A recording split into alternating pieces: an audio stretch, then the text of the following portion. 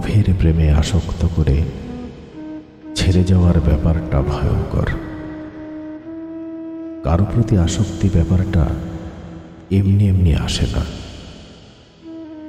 সম্পর্কে যখন এক পক্ষ গভীর হয়ে যায়, অপর পক্ষের অবহেলা তত বেড়ে যায়।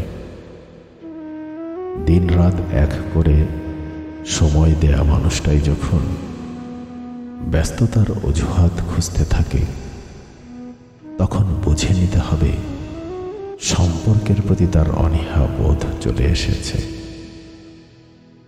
সম্পর্কে আসক্ত আর গভীর হওয়ার পর যখন এক পক্ষ তার আসল রূপ দেখায়, তখন এর যন্ত্রণা সহজে কাউকে বোঝানো যায় না। কত যত্ন এবং সময় দিয়ে একটি সম্পর্ককে গভীর করতে হয়, তা সে কখনো বুঝবে না, যার কাছে সম্পর্ক ঠিক ডাল ভাতের মতো। সবচেয়ে আশ্চর্য ব্যাপার হচ্ছে, পৃথিবীতে এত শত মানুষ থাকতে যখন আপনি ঠিক একটা মানুষের প্রতি আসক্ত হয়ে যাবেন, তখন সে আপনাকে বুঝবে না। আপনার অসহায়ত্ব, নীরব কান্না তার হৃদয় স্পর্শ করতে পারবে না। যারা কেবল নিজে ভালো থাকতে, অতীত ভুলতে, অবসরের বিনোদন নিতে সম্পর্কে জড়ায়, তারা কখনোই সম্পর্কের সিরিয়াস থাকে না। তারা সম্পর্কে থাকে না, তারা সম্পর্কে থাকে ভাসমান।